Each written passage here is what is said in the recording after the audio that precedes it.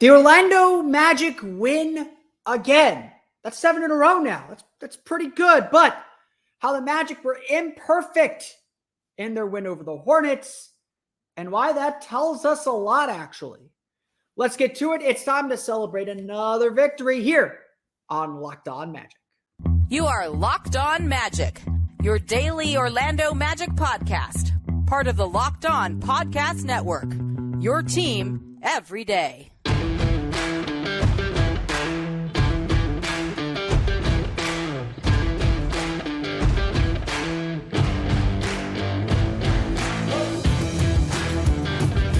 And you are indeed Locked On Magic. Today is November 27th, 2023.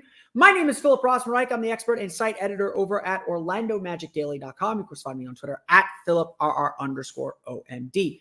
On today's episode of Locked On Magic, Franz Wagner has 30 points. Cole Anthony has 30 points. Paolo Banchero just decided he was going to score at the rim whenever he wanted.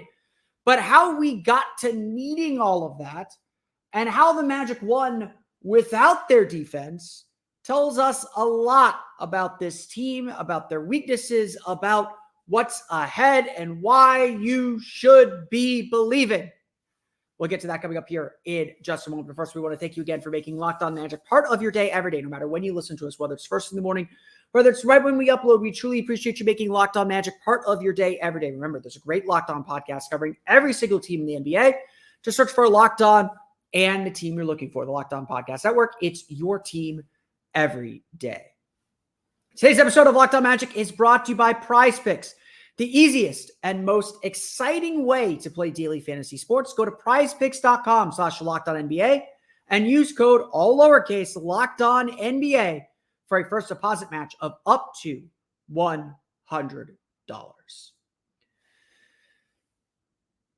We have watched the Orlando Magic put together some crazy good wins here during this 7-game win streak. You know, say what you want about the second halves against the Chicago Bulls, both of them.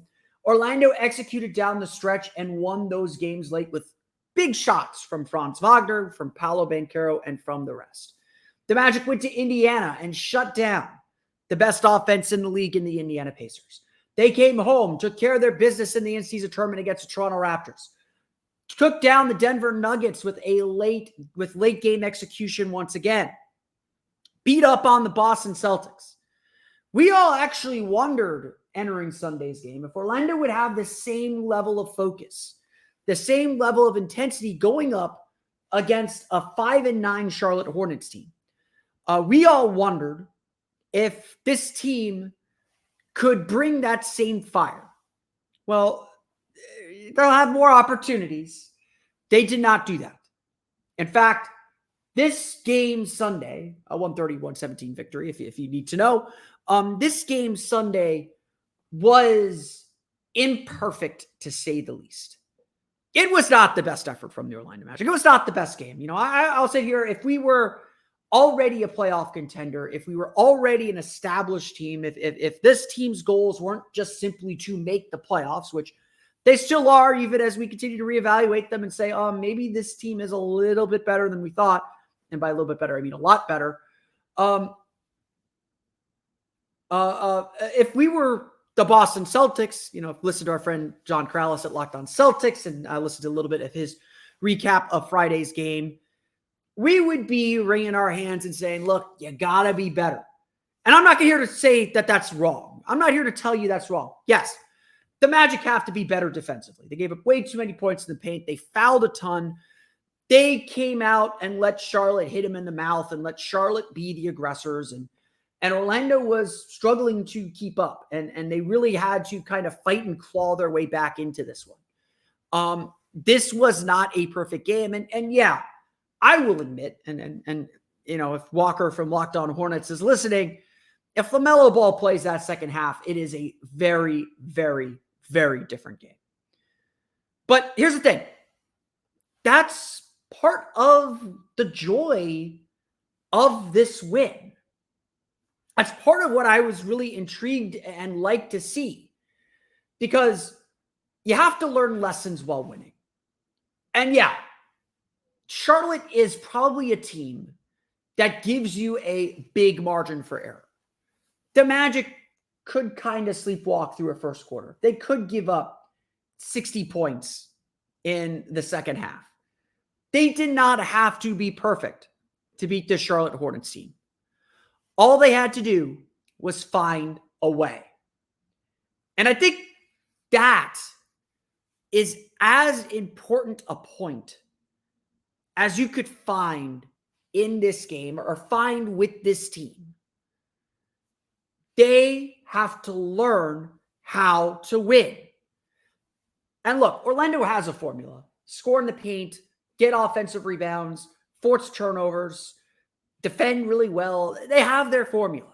As I always say on this show, that there's 5 or 6 things this team has to do. And very clearly we're learning against teams like Charlotte. Again, no offense to Charlotte. We've been in those shoes before. This Magic team may only have to do 3 or 4 of them. Obviously, if we're thinking about the playoffs, they're going to have to do all 5 or 6 of those things to be successful in the playoffs. But how the Magic played Sunday night is not good enough for April. But for late November, for a team still establishing itself, still establishing who it is and learning how to win, figuring this stuff out is really encouraging. Because we all felt it. This is the 8th game in 13 days for this Magic team. It's coming off the high of that win over Boston and that win over Denver. Charlotte hadn't played since Wednesday. They got Terry Rozier back. They've had Miles Bridges back for the last 2 games, and appreciate all the fans at the Amway Center who did boo him.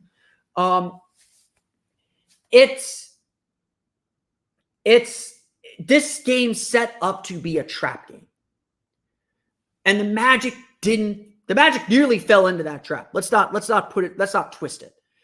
They let Charlotte hang around in this game. Every time it felt like Orlando was about to put the foot down and go up big, Charlotte reeled them back in. And really it was Orlando fouling and making mistakes and not playing the level of defense that we know this team is capable of playing. And yet, after that second quarter, Orlando had the lead. Orlando was able to score and keep pace with Charlotte. Franz Wagner stepped up with big plays, scoring 10 points in the fourth quarter, 13 in the third, making his first 9 shots to shoot 11 for 15 for 30 points. Cole Anthony had 30 points, just pacing that bench, getting to his spots in the paint, seemingly at will, getting to the basket, drawing fouls. For every mistake that Orlando made and didn't fit their identity, Charlotte made it right back at him. Charlotte made those same errors, those same miscues. They too fouled a lot. They too put the team at the foul line, made turnovers, made mistakes. Sometimes you just got to find a way to win. It's an 82-game season. You're not going to have it every single night. But even on those nights you don't have it, you have to win. That's what the good teams do. You play to and I think Cole said this after the game too, you play to a standard. You're not playing, someone said this is the kind of game where the Magic need to blow the team out, give their starters a break, and that might be that's the result you want. But really it's about the process. As much as you hate saying that. It's about bringing the same intensity, the same focus, the same fire, no matter the score, no matter the opponent. And look, the Magic were celebrating and happy about the win. But you could kind of sense underneath it all that they knew, not that they gave this one away or they nearly gave this one away, they knew they did not bring the right approach to this game. And understanding and recognizing that for a young team like this is still really important. This Magic team still found a way to win. I don't know if they win this game last year. 500 teams sometimes struggle with games like this one. They sometimes struggle when they got the rest disadvantage, when they're coming off a big game, going up against an opponent that you can't get up for. By the way, kudos to the Amway Center crowd. Another sellout at the Amway Center, another lively, energetic crowd. I know it was Kids Day. Another great atmosphere at the Amway Center. The Amway Center has been hopping all season long. Kudos, like everyone's bringing it. And look, that helped this team. They probably lose this game if it's in Charlotte. And that's something to learn from and grow with. But it's a win.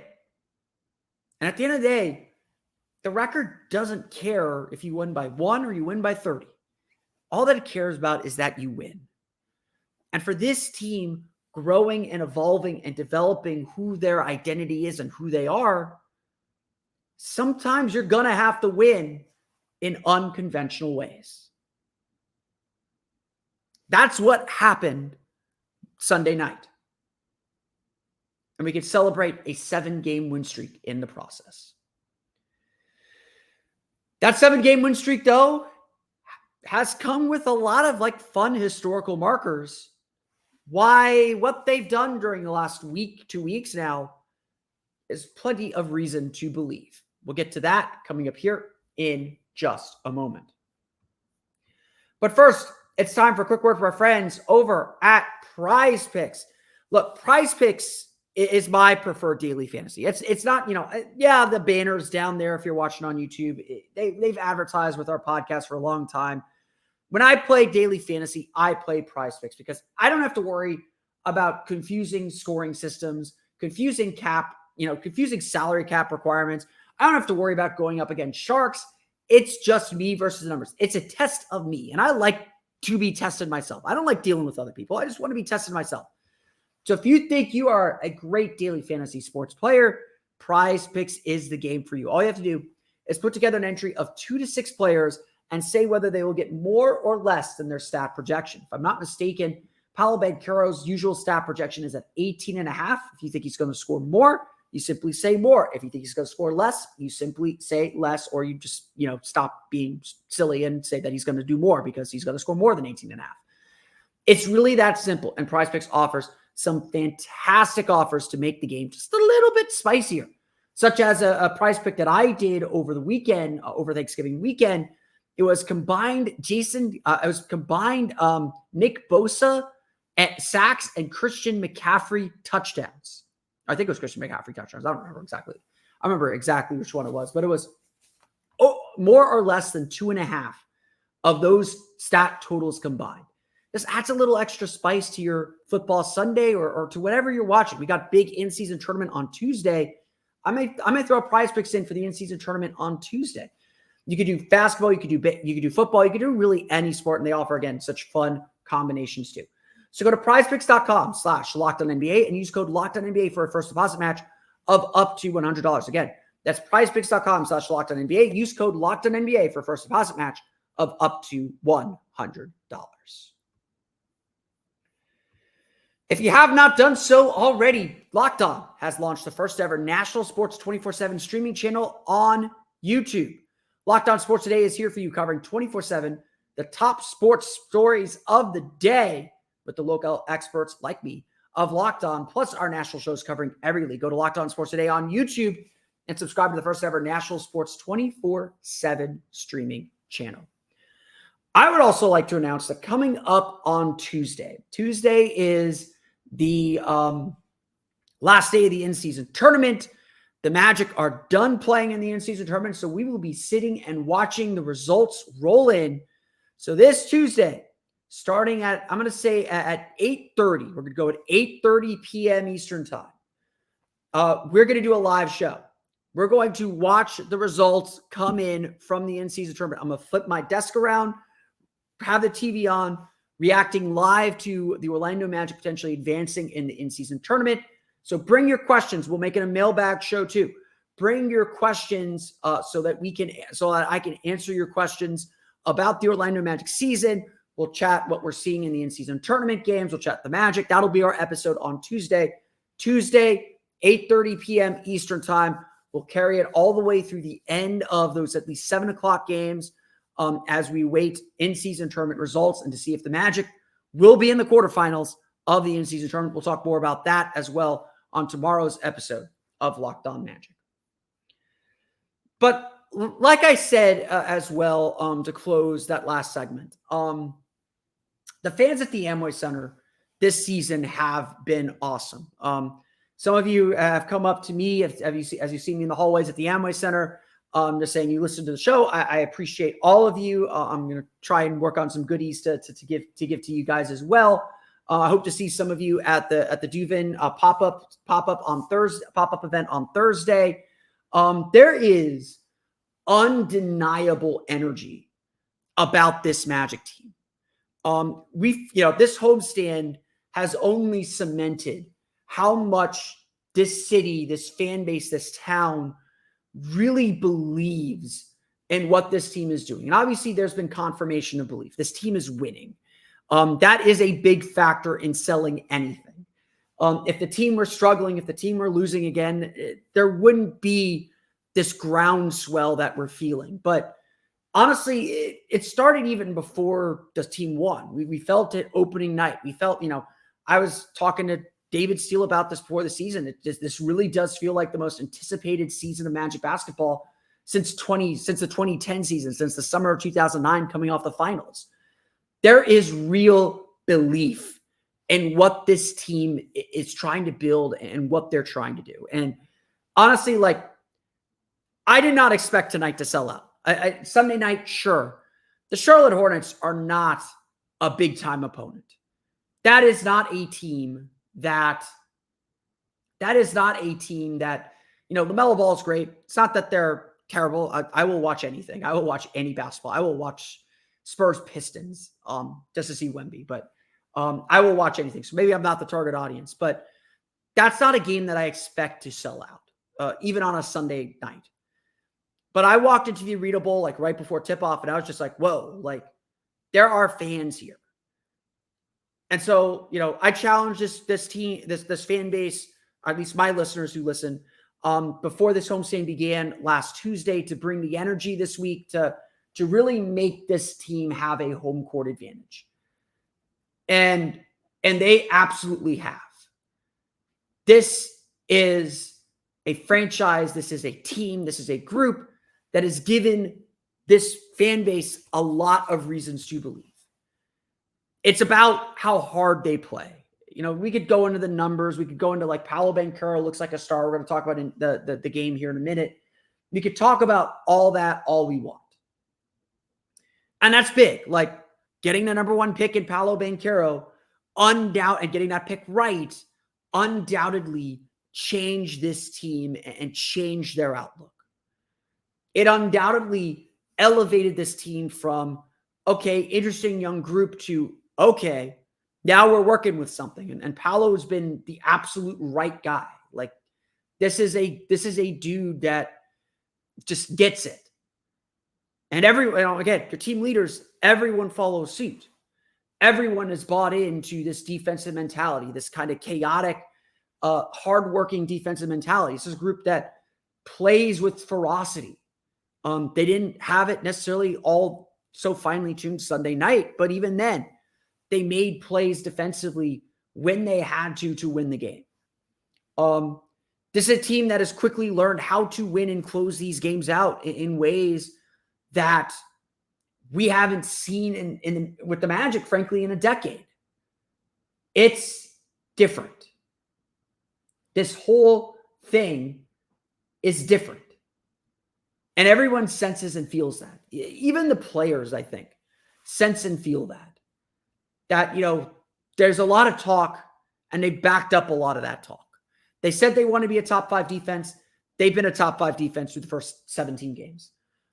They said they wanted to protect the Amway Center. They've lost one game at the Amway Center in 8 games. They're 7-1 at the Amway Center. They're 7-2 overall at home. The Atlanta Hawks game counts as a home game. They've delivered on everything they've promised us so far. And it's gotten to the point where, yes, we are raising expectations. I was asked this. I was on the radio station in Charlotte previewing the game, and they asked me about whether expectations have been risen by the start. And I'm like, first off, I do believe that you change expectations as you get a sense of your team. We are no longer a team that is going to just be happy making the play. That's not the goal anymore, kids. That's not the goal.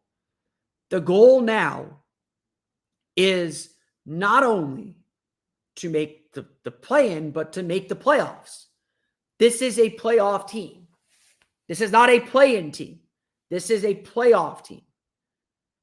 And again, holding them to that higher standard and learning how to play to that higher standard is going to be the trick the rest of the way. Now, of course, that will not be easy. The Magic are not winning 72 games in a row. They're not going to go 77-5. There's a loss coming. It's probably going to be Saturday, but because of the Orlando-Brooklyn back-to-back, which I don't like. But this team is doing stuff that this franchise hasn't done in a very long time. The last time the Magic were 11-5, let alone 12-5, was 2011. Dwight Howard was here. The last time they won 7 straight games was the 9-game winning streak, a franchise record tying 9-game winning streak after the trades in December 2010. We're talking about teams that yes, the warning here is that the 2010 team was probably the most disappointing team in Magic history. Or the 2011 team was the most disappointing team in Magic history. First round exit to the Atlanta Hawks in 6 games. The 2011-2012 team was the Dwight year. Fell completely apart. Those are both teams at the end of their runs. This is a team at the beginning of its run. So it is a little bit different, but it should serve as a careful reminder that there's still a lot of games to play. I keep bringing up to people like, look, the 2015 team went 19-13 and then fell apart and missed the playoffs, won 35 games. There is a long way to go. And I got to give this Magic team credit. They have shown the maturity to recognize that. They're not sitting there celebrating or hooting and hollering. They know they haven't accomplished anything. They keep talking about, we've got to keep working. We've got to keep getting better. And that's incredible maturity from a young team that has never done this before. This team has given us all plenty of reasons to believe. And so let me sit here, say it unequivocally then.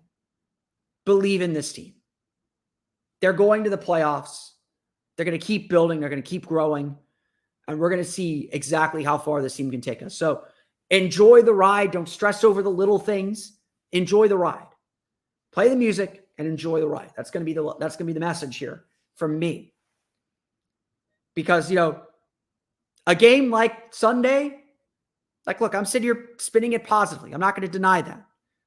Pretty soon, this podcast, this whole conversation is going to be like, look, the Magic know they can play better. We know they can win these games. Just because they won doesn't mean that we're happy. That's where we're going. That's where we're getting to very, very quickly. I don't think we're quite there yet, so I will spin this win positively. But we know the Magic can be a lot better. And honestly, that's the fun part of all this. When we come back, we're going to chat a little bit. We're going to go through the box score, talk a little bit about individual performances. We'll get to that coming up here in just a moment. But first, it's time for a quick word from our friends over at FanDuel. As the weather gets colder in everywhere but Florida, it's actually been in the 70s, low 70s. I saw us peak into the 60s a little bit. It's getting cooler here in Florida, so I will stick to the copy. The NFL offers, though, are going to stay hot on FanDuel. Right now, new customers get $150 in bonus bets with any winning $5 money line bet. That's $150 if your team wins. If you've been thinking about joining FanDuel, there's no better time to get in on the action. The app is so easy to use. There's a wide range of betting options, including spreads, player props, over-unders, and more. So visit FanDuel.com/lockedon and kick off the NFL season. FanDuel is an official partner of the NFL. As we do after every game, let's go through the final box score, chat a little bit about individual performances from today's game. For the Orlando Magic, a 130-117 victory over the Charlotte Hornets. Like I said at the top, not the Magic's best defensive effort. This game was played at a pretty frenetic pace. Orlando did end up actually with a 110 defensive rating, which isn't bad, but this team is accustomed to giving up 105 points per 100 possessions. Luckily, Orlando's offense really showed up 124 points per 100 possessions. Charlotte not really doing much to keep Orlando out of the paint. Orlando scores 74 points in the paint. Charlotte had 60. Shot 37 for 54 in the paint. So able to get to the basket, able eventually to get to the foul line. They only had 2 free throws in the first quarter. Dominated from the foul line the rest of the way, 26 for 33 from the foul line. Just Orlando was able to, again, there's 4 or 5 things Orlando has to do to win games. Get to the paint, win the paint battle, did that. Win the free throw battle, get to 25 to 30 free throws per game, did that. Gave up some free throws. Their defense was a little bit off, but they still forced turnovers, 18 turnovers for 28 Orlando points from Charlotte. Ended up with 18 fast break points, which that number's been peaking up a little bit here, especially as Orlando's played some more faster paced teams over the last week.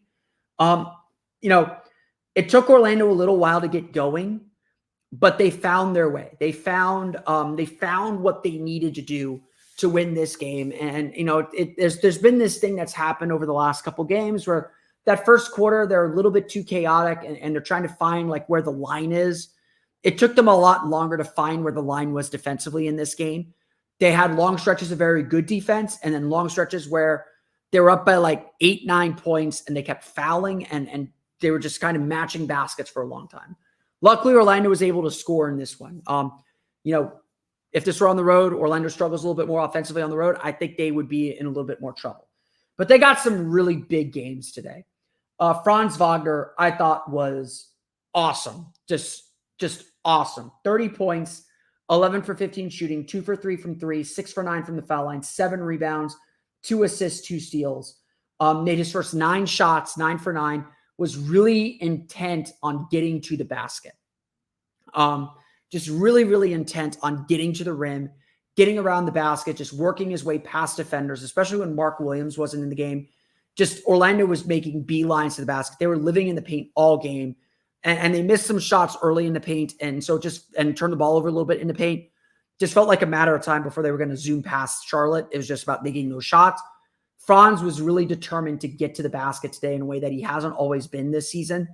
And so that got his shooting percentages up. That got him to play at a little bit of a faster pace and play with a much more aggressive mindset. So once, the ball swung to him on those 3-pointers, they went in. This is the kind of Franz Wagner the Magic need. Again, Charlotte's defense isn't the greatest, so took advantage of that and was something to build off of. Cole Anthony, 30 points as well. First time the Magic have had 2 players score 30 points in the same game since the game against the Kings at the Amway Center last year. That was an overtime game. First non-overtime game with 2 Magic players scoring 30 points since 2021, March 2021 against the Nets. If I'm not mistaken, March 2020. Scratch that. I don't remember. But Evan Fournier and Aaron Gordon did it against the Nets back in March 2021 before the trade deadline. Anthony was awesome as well. 9 for 16 shooting, only 1 for 3 from 3, 11 for 12 from the foul line. One of the more interesting wrinkles to Cole Anthony's game, he's getting to the foul line a lot more. He's doing a much better job attacking and getting into the paint. He's hit those floaters, those little pull-up jumpers really, really well. He keeps defenders really off balance, is really aggressive getting to the basket. His athleticism to get to the rim is really, really special and really, really important to his game. He's able to draw contact and finish at several impressive and one finishes. Cole Anthony just plays well against Charlotte too, which has been weird, especially against LaMelo Ball. But just a really great game to just pace the Magic, give them that advantage on the bench that they needed, that they should have against a team like Charlotte. Just really, really pulled this team up and helped them out a lot. Paolo Banchero only scored 23 points, 9 for 18 shooting, 2 for 5 from 3, 3 for 6 from the foul line, 7 rebounds, 8 assists. I keep telling you all, Paolo Banchero is going to have a triple-double this year. I will go on record. He will have a triple-double before he has a 40-point game. You can freezing cold take me later. That's my prediction. This was a great game from Paolo. I thought early on he was a little too passive, trying too hard to get others involved, settling for jumpers. There's a moment in the third quarter where Paolo, I think, missed a 3. He kind of gave this look at God, I'm just not hitting a shot. And in the rest of the game, he just proceeded to attack the basket at will and just get to the rim, get to the basket, hit these tough, bully his way to the rim if he had to, hit these tough shots over length, over the defenders. This is why Paolo's so good and why we're so excited for him. The spot-up shots are there. He's starting to hit those spot-up threes really well. he just can't settle for jumpers. He's got, 1 or 2 mid-range jumpers he's got to do to keep the defense honest, and he's capable of making. No, I'm not saying don't take them, but getting to the basket is his superpower. Teams are blitzing him. They're sending double teams at him at all corners. He's making great passes for the most part to get others open. That's still an evolving part of his game. But just this, Franz and Cole are going to take all the highlights for scoring 30 points. Paolo was really good. Really, really good. Just a great game from him. Jalen Suggs with 12 points, 5 for 9 shooting, 2 for 5 from deep, hit a big 3 in the fourth quarter that really gave the Magic some breathing room, energized the crowd, got the lead up to like 15, I think, at the time. Really disruptive defensively, especially early, but Magic struggled to find the line for where fouls were, so that was difficult for them. Goga Bitadze had 11 points, 5 for 7 shooting, 7 rebounds, 3 assists for him. Struggled with foul trouble, but Orlando did a good job with the interior passing throughout the game. Goga was a big-time beneficiary of that. Mo Wagner, 11 points, 4 for 7 shooting, 7 rebounds for him. Joe Ingles with another 6 assist game, had 5 points as well. Orlando overall shoots 54% from the floor. That's a big reason why they were able to win this game. 10 for 27 from 3, made their threes in the second half to pull away, and 26 for 33 from the foul line. That constant drumbeat and march to the line. That's Magic basketball. Again, Orlando gets out in transition. They score 28 points off Charlotte turnovers. They score 18 fast break points. Wasn't pretty. Not how the Magic typically win. They're not typically a shootout team, but they were able to control the pace of the game. They were able to kind of find their groove. They knew they were scoring at will, and they had a season high 33 assists as a team. They found a groove offensively. They made enough stops defensively. That's not going to be the usual formula to win games, but it worked tonight, and sometimes that's what you have to do. Sometimes, you just have to find what works that night and be flexible enough to play that way. Credit to this Magic team for being flexible enough to play that way. One more guy I got to give a shout out to, Caleb Houston. 6 points, 12 minutes in the game, 1 for 2 shooting, 1 for 2 from 3, 3 for 3 from the foul line, 2 rebounds, 2 fouls for him. Jonathan Isaac sat out with a sore left ankle after that nasty fall on Friday. Caleb Houston stepped in and just made really nice plays. Just plain and simple. His minutes were good, productive minutes. You always worry when someone isn't in the rotation. Are they going to give you productive minutes? Second straight game, Caleb Houston gave this team really productive minutes. Scored all 6 points on 1 possession, got fouled on a 3-point attempt, made all 3 free throws. There was a flagrant foul because Brandon Miller was in his landing spot. Then made a 3 the next possession. Just really, really solid. The shot's going to be there. I'm not worried about Caleb Houston making smart decisions. His defensive positioning is usually pretty good. I think teams are still going to test him a little bit. But having a guy like Caleb Houston, whom this team clearly trusts a little bit, is definitely a big thing for them. So a really, really nice game from Caleb Houston when his number was called on. For the Hornets, Miles Bridges, leads the team with 23 points, 10 rebounds. Terry Rozier with 22 points. Brandon Miller with 20 off the bench. LaMelo Ball scores just 7 points on 3 for 6 shooting in 14 and a half minutes. Left the game in the second quarter with what appeared to be an ankle injury. I think a left ankle strain. Really nasty fall. Paolo kind of landed on him awkwardly. He needed help getting back to the locker room. So hopefully LaMelo is fine. Definitely kind of took a lot out of this Hornets team. The Magic defeat the Charlotte Hornets 130-117. Finally, a couple days off, but we'll see the Washington Wizards on Wednesday at the Amway Center. But that's going to do it for me today. I want to thank you all again for listening to today's episode of Locked On Magic. Of course, find me on Twitter at @PhilipR_OMD. Subscribe to the podcast and Apple Podcasts. Search your tune in Himalaya, Google, Spotify, Odyssey, and all from the podcast to your podcast-enabled listening device. For latest on the Orlando Magic, be sure to check out OrlandoMagicDaily.com. You can follow us there on Twitter at @OMagicDaily. And of course, be sure to check out my Patreon page, the Orlando Magic Hub, patreon.com/Orlando Magic Hub. We appreciate all of your support. Don't forget to check out the Locked On Now 24/7 streaming channel on YouTube. Locked On Sports is there 24/7 covering the top sports stories of the day with local experts like me, plus our national shows covering every league. Go to Locked On Sports today on YouTube and subscribe to the first ever national sports 24/7 streaming channel today. That's going to do it for me today. On our next episode of Locked On Magic, we are going to go through every single scenario for the Orlando Magic to advance to the quarterfinals of the in-season tournament. We'll get to that on tomorrow's show. I promise you it will not be confusing, but it will be. We'll get to that tomorrow. But until then, for Orlando Magic Daily and Locked On Magic, this has been Philip Rossman-Reich. We'll see you all again next time for another episode of Locked On Magic.